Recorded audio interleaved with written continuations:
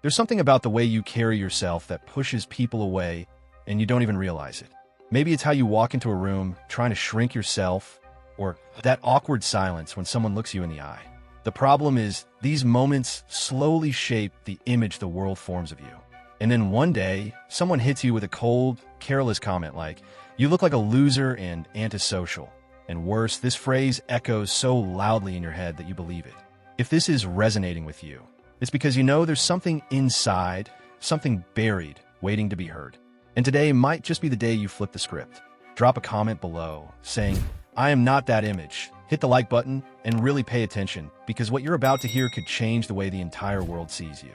When I was younger, I learned fast that showing how I felt was just asking to be humiliated. All it took was a hint of insecurity, and the judgment would start: comments, condescending looks, constant comparisons to people who always seemed more confident than me. So I learned to stay quiet, to smile on the outside, while deep down, all I wanted was to disappear. That silent shame slowly became part of me.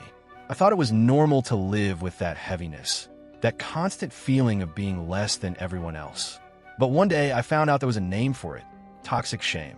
And it's more common than you think. Psychologist John Bradshaw explained how this emotional guilt starts early, when we're taught that showing emotions is a sign of weakness, that a real man stays silent, never hesitates, never needs anyone. But that belief is a trap, a mental prison. This tough guy mask so many people wear, it's just a way to hide the fear of not being accepted.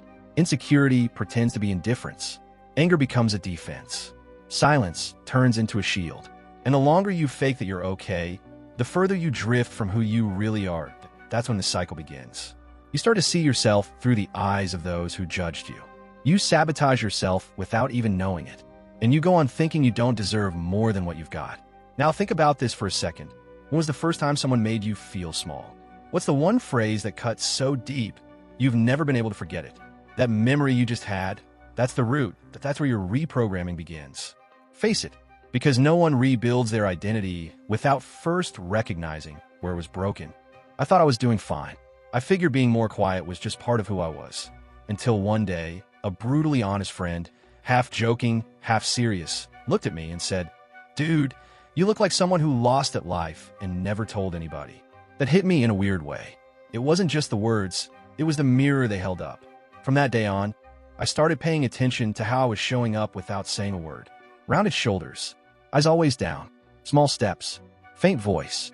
It was like my body had adopted the posture of someone who'd already given up, and I didn't even notice. And that's when it clicked. I was projecting the exact image that hurt me the most.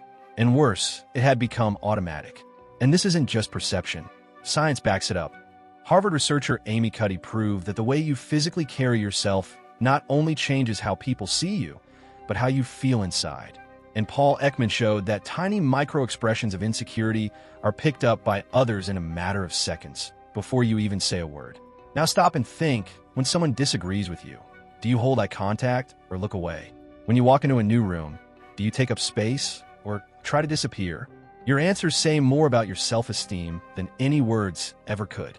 And it's these exact behaviors that make people label you as weak or antisocial, even though there's an entire universe inside you, just waiting to be seen.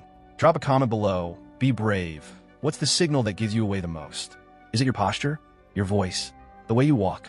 Write "This is my sign" and share what it is.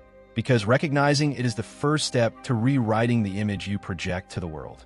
3 techniques that started to change everything for me. Let me be completely honest with you. I didn't believe it was possible to change the way the world sees me.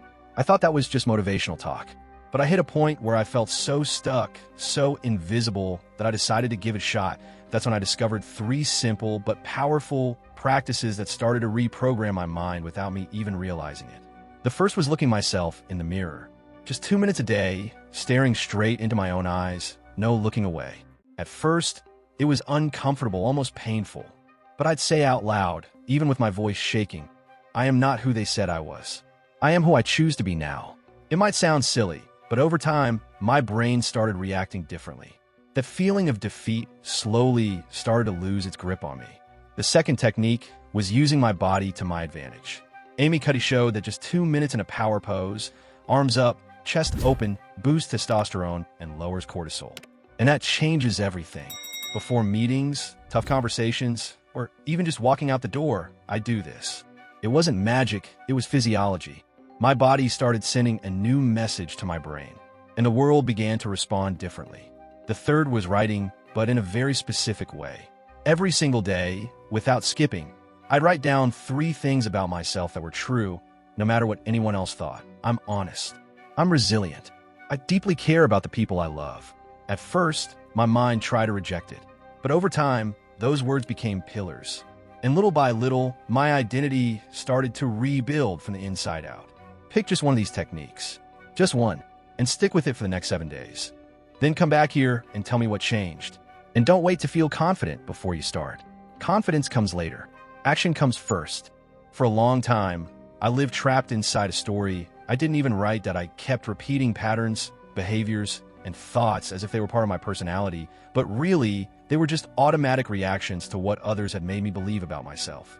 And the scariest part is, at some point, you can't tell where their version of you ends and where the real you begins.